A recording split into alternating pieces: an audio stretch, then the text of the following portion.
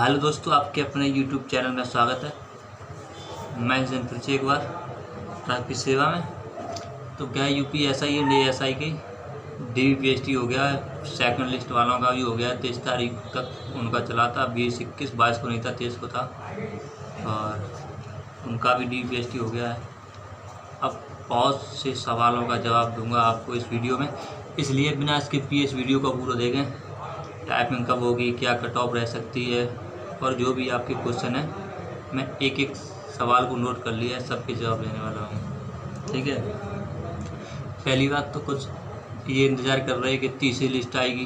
ठीक है, तो तीसरी लिस्ट आने के मुझे तो नहीं लग रहा कि चांस हैं, और तीसरी लिस्ट आएगी भी नहीं अब। ठीक है, आएगी तो स्टेनो की आएगी तीसरी लिस्ट, और आएगी तो आप कुछ समझदार हैं। आप सोच लिए कितने 1377 पोस्ट हैं, शायद 1329 सॉरी, इतनी पोस्ट हैं, और 2500 बच्चे उसमें सेलेक्ट कर लिए थे फर्स्ट में। और इसमें भी अभी डाटा नहीं मिला, देखो 1-2 दिन में बता दूंगा मैं कितने बच्चे टोटल हुए इसमें पास। तो फिर भी 2000 इसमें मान लो, फिर भी 4500 हो गए बच्चे। ठीक है, अब 4500 बच्चे में उन्हें नहीं लेना है 1300 कुछ करके। ठीक है, अब क्या है कि तीसरी लिस्ट आएगी स्टेनो वाले की, 100% में कह रहा हूँ, क्योंकि स्टेनो बहुत कम बच्चों की आ रही है। तो स्टेनो की कट ऑफ है वो मिनिस्ट्रियल के बराबर लगा दी इन्होंने। ये इन्होंने बहुत सरासर गलत किया, ऐसा नहीं लगाना चाहिए था। स्टेनो की कट ऑफ तो कोई जाती 110, तब सीट भर पाएंगी। ठीक है, पिछली बार भी खाली चली गई थी सीट, लेकिन अब की बार देखते हैं ये क्या करते हैं। या तो धांधली हुई होगी इसमें भी, जैसे UPSI में धांधली बड़े स्तर पर हुई है, लेकिन सरकार मानने के लिए तैयार ही नहीं है। देख रहे, इको गार्डन में धरना दे रहे, वो भी उत्तर प्रदेश की राजधानी लखनऊ इको गार्डन में धरना दे रहे, लेकिन सरकार के कानों तक आवाज़ नहीं पहुंच रही। बताओ, क्या घर में तो धरना दे नहीं रहे, लेकिन वही बात है, अब कौन बोले सरकार के खिलाफ, बिल्डोजर चल जाएगा। ठीक है, चलो देखते हैं क्या होगा। तो अब बात करते हैं टाइपिंग कब तक होगी। ठीक है, उसके पहले मैं बताना चाहता हूँ कि एक बच्चा कमेंट कर रहा था, सर ASI में जो टाइपिंग हैगी वर्ड हाईलाइट होगा या नहीं होगा, और नेट स्पीड ली जाएगी या ग्रॉस स्पीड ली जाएगी। तो मैं ये बताना जा रहा हूँ कि नेट स्पीड नहीं ली जाएगी, ग्रॉस स्पीड ली जाती है। तो पहली बात तो ये समझे नेट स्पीड और ग्रॉस स्पीड क्या होती है। ठीक है, नेट स्पीड और ग्रॉस स्पीड में ये अंतर है, जैसे कि आपको 400 शब्द का पैराग्राफ मिला है। ठीक है, तो 400 शब्द आपको लिखने हैं, और जैसे 10 मिनट टाइम दिया आपको। ठीक है, तो 10 मिनट में 400 शब्द लिखने हैं। जैसे आपने उसमें से 350 सही लिख दिए और 50 आपने रॉन्ग कर दिए, यानी गलत कर दिए। ठीक है, तो ग्रॉस स्पीड क्या करती है, जो गलत है वो भी जोड़ देता है और जो सही है वो भी जोड़ देता है, टोटल शब्द जोड़ देता है। जैसे टोटल शब्द हो गए 400। ठीक है, तो 400/10 यानी स्पीड आपकी आ गई 40 की। ये तो होता है ग्रॉस का नियम। और नेट वर्ड का क्या नियम होता है, जैसे आपका 400 का पैराग्राफ था, अगर आपने 350 ही किए और 50 गलत हो गए, तो नेट स्पीड आती है, अब उसमें 50 माइनस कर दिया जाता है, तो आपके बचे 350। अब 350 में अगर 10 का भाग लगाएंगे तो हो जाएगा 35।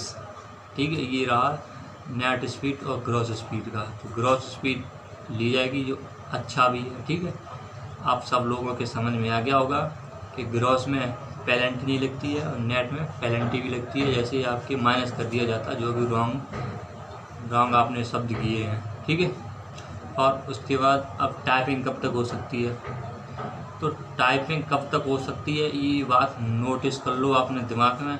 हो सकता है अभी 2 घंटे बाद नोटिस आ जाए, 1 दिन बाद नोटिस आए, 2 दिन बाद नोटिस आए, कभी भी आ सकता है। और जून के फर्स्ट वीक में तो बहुत ही 100% चांस मान लो आप कि आ ही जाएगी। ठीक है, इसलिए टाइपिंग पर ध्यान रखें। आप ये मत देखें टाइपिंग कब आएगी, कभी भी आ सकती है। जैसे आपने देखा UPSI का DV ख़त्म नहीं हुआ और फिजिकल करवा दिया तुरंत, ऐसे ही आपकी टाइपिंग भी कभी भी डेट आ सकती है।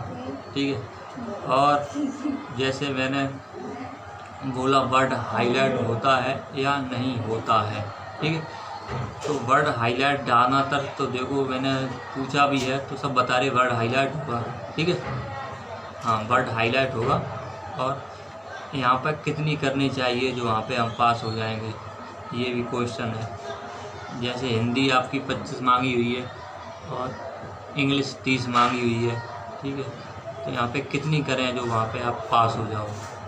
तो यहाँ पे आप जैसे 5 अगर ज़्यादा कर देते हैं, जैसे हिंदी की 30 और इंग्लिश की 35 अगर कर देते हैं, पास तो हो जाओगे, लेकिन फिर भी 90% चांस है आपका, क्योंकि वहाँ पे एक घबराहट सी हो जाती है। वहाँ की घबराहट ही कुछ अलग होती है, ठीक है। लेकिन अगर आप घबराएंगे नहीं तो पास हो जाएंगे। तो 90% चांस हैं अगर आप 5 प्लस करते हैं तो। अगर आप 10 प्लस कर दिए, जैसे 25 की जगह आपने कर दिया 35 और 30 वाली कर दिया आपने 40, तो आपके 100% चांस हैं आप पास हो जाएंगे, ठीक है।